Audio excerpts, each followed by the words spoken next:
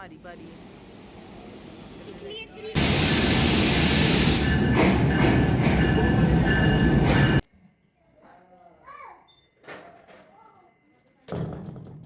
अस्सलामुअलैकुम, क्या हाल चाल है और कैसे हैं सब। उम्मीद करती हूँ सब खैरियत से होंगे। अल्हम्दुलिल्लाह मैं भी ठीक ठाक हूँ। आज के व्लॉग में भी मैं आपके साथ अपनी रूटीन लाइफ ही शेयर करूँगी।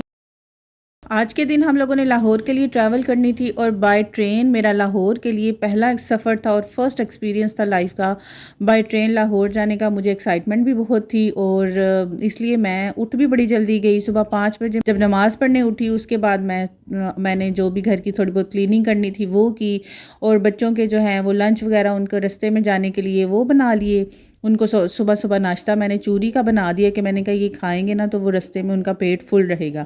बच्चों को चूरी वगैरह बना दी। अब ये मैंने बर्गर पैटीज बना के ना बच्चों के लिए फ्रीज़ की हुई थी, तो ये भी मैंने दो ना इनको, मेरे पास बर्गर बंद एक ही था तो मैंने दो पैटीज एक ब्रेड में लगा के ना तो ये भी बच्चों के रास्ते के लिए ना रेडी कर लिया कि एक दोनों भाई ना हाफ हाफ शेयर कर लेंगे।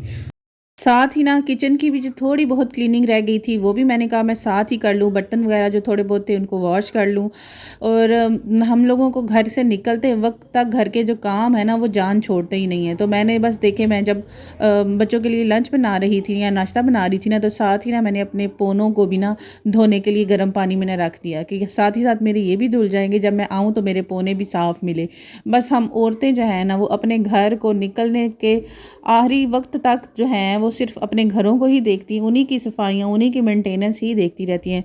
लेकिन ये है कि ये अच्छी आदत है अगर हम अपने घरों को देखती हैं, अपने घर को मैनेज करती हैं, साफ़ सुथरा रखने की कोशिश करती हैं। अब बस देखिए सारे घर को मैंने क्लीन कर लिया, सारी चीज़ों को ऑर्गेनाइज़ कर लिया है। बस ये जी मैंने भी अपना अबाया वगैरह पहन लिया, हिजाब कर लिया, बस मैं भी तैयार हो गई हूँ। बच्चे भी मेरे बिल्कुल रेडी हैं और अब हम लोगों ने निकलना है। हमारी ट्रेन का टाइम तो 9:50 था लेकिन हम लोग जो हैं वो 8:45 तक घर से निकल गए थे ताकि ट्रेन कहीं जल्दी आ गई गलती से और हम लेट हो गए तो क्या बनेगा हमारा। तो बस जी मैंने आयतुल कुर्सी वगैरह और कुछ आयात पढ़ के घर पे फूंक दी और घर का डोर बंद किया और बस अब हम डायरेक्ट ट्रेन स्टेशन पे जाएंगे। रेलवे स्टेशन पर भी मेरे बच्चों की एक्साइटमेंट तो देखने वाली थी क्योंकि मेरा लाइफ का फ़र्स्ट एक्सपीरियंस था ट्रेन पर अगर सफ़र करने का, तो ऑब्वियसली मेरे बच्चों का भी था। तो ये उनकी एक्साइटमेंट आपको मेरे बच्चों की जो एक्साइटमेंट है ना आपको वो उनके फेस से ही नज़र आ रही होगी। मुझे पता नहीं क्यों जो बिल्डिंग्स हैं ना, गवर्नमेंट बिल्डिंग्स हैं या जो पुरानी बिल्डिंग्स हैं उनको देखने की ना बड़ी फैसिनेशन होती है। मुझे बड़ा ही अच्छा लगता है पुरानी बिल्डिंग्स को देखना।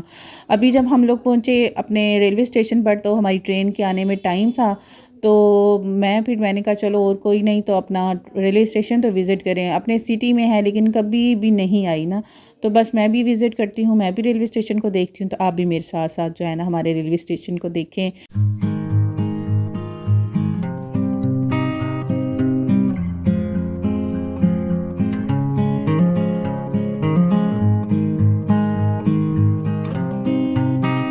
और जैसे कि मैंने अभी आपको बताया भी है कि मेरा फ़र्स्ट एक्सपीरियंस था, तो मैं आते साथ सबसे पहले जो टिकट स्टेशन में या रेलवे स्टेशन पे जो ऑफिसेज़ थे, एडमिनिस्ट्रेशन ऑफिसेज़, उनसे पूछा कि क्या टाइमिंग है ट्रेन की और मेरी ट्रेन क्या इसी स्टेशन पर आएगी। एक दफ़ा मैंने जिस आदमी से पूछा, सेम मैं यहाँ से गुज़र रही थी तो मुझे फिर दोबारा से ना एक हेल्पलाइन ऑफिस नज़र आया, तो मैंने कहा मैं फिर उनसे बात करूँ और फिर वही बंदा मुझे दोबारा से मिला। उसने कहा बाजी क्या हो गया, आप परेशान मत हो बिल्कुल भी, मैं आपको अगर आप कहेंगी तो मैं आपको गाड़ी में भी बिठा दूंगा। मैंने कहा भाई मेरा फ़र्स्ट एक्सपीरियंस है, मुझे बिल्कुल कोई पता नहीं है, तो इसलिए सॉरी मैं अगर आपको डिस्टर्ब कर रही हूँ। तो ये जी ये ट्रेन आई थी पिंडी के लिए, ये हमारी ट्रेन नहीं है। लेकिन इस ट्रेन को देखकर हमें खुशी इतनी हो रही थी, हमें इतनी एक्साइटमेंट हो रही थी। और ये जो दो लड़के सामने नज़र आ रहे हैं आपको, ये भी दोनों भाई पिक्चर्स बना रहे थे। बस लोग ना ऐसे ही अपनी पिक्चर्स वगैरह भी क्लिक कर रहे थे और कुछ लोग अपना खाने पीने की चीज़ें खरीद रहे थे और कुछ लोग जो है वो नीचे आकर थोड़ा सा अपनी कमर को सीधा करने की कोशिशों में थे। ये ट्रेन तो अब चली गई। अब इस ट्रेन के 10 मिनट बाद ही ना हमारी भी ट्रेन आ गई थी।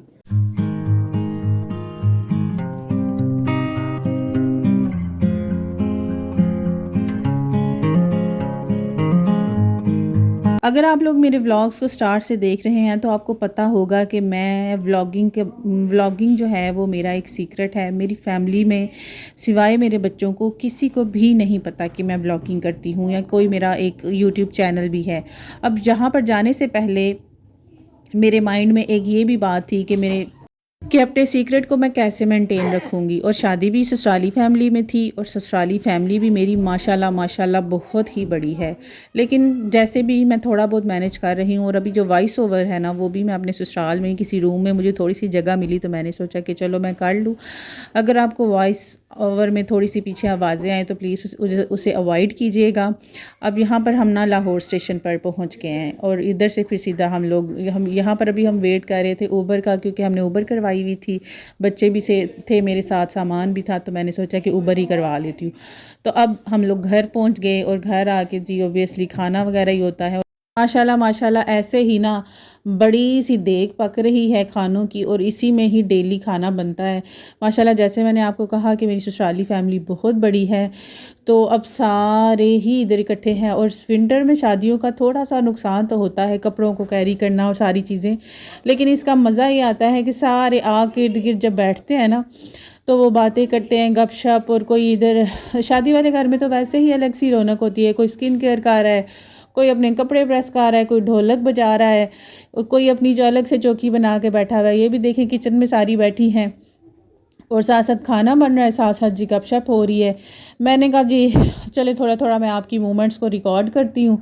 और अपने ससुराल को ना मैंने यही कहा है कि मैं सारी मोमेंट्स को रिकॉर्ड करूँगी और उसके बाद आपको एक छोटी सी वीडियो बना के तो सेंड कर दूँगी। तो अब मैं आप लोगों के लिए तो वीडियो अलग से बना रही हूँ, लेकिन अपने ससुराल वालों के लिए अलग से बनाऊँगी इंशाल्लाह। और अब यहाँ पर देखें बच्चे अपनी ही व्लॉगिंग में मसरूफ़ हैं। अब यहाँ पर शाम का टाइम हो गया था, खाना वगैरह भी खा चुके थे और अब ढोलक रखने का टाइम था। ज़ाहिर है शादी का घर है।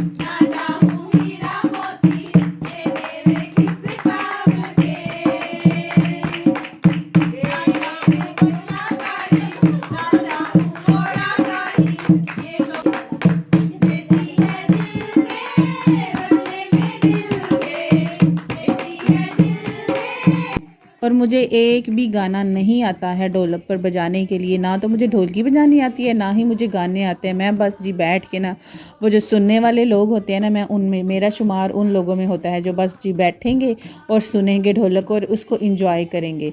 तो बस ये जी साथ साथ मैं आपको ढोलक भी सुनाऊँगी, साथ साथ मेरी थोड़ी गपशप भी होगी और साथ ही साथ मैं आपको अपनी फैमिली का पूरा फंक्शन ज़रूर कोशिश करूँगी कि मैं हर मोमेंट को कैरी करूँ, हर मोमेंट आपके साथ शेयर करूँ। और मैंने अपनी जितनी भी छोटी छोटी बच्चियाँ हैं ना, जो सारी मोबाइल पे भी अपनी वीडियोस वगैरह सब कुछ बनाती हैं, मैंने सबको कहा है कि मुझे शेयर करना, प्लीज़ मुझे शेयर करो, मुझे चाहिए, मैंने देखनी है।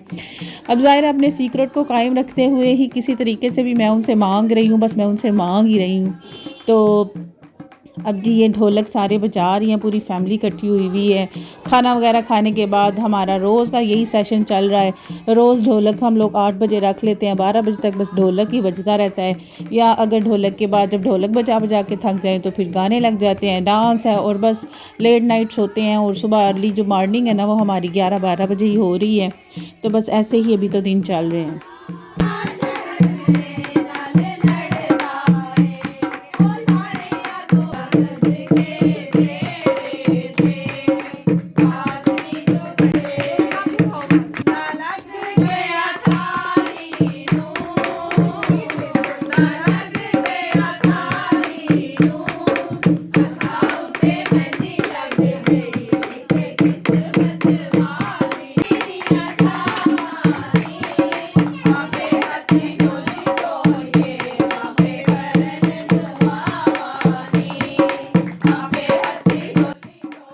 अब यहाँ वॉइस ओवर करते वक्त मुझे एक और बड़ी अच्छी न्यूज़ मिली। मैंने कहा उस मोमेंट को भी मैंने ज़रूर कैप्चर करना है, तो वो मैं कैप्चर करने चली गई।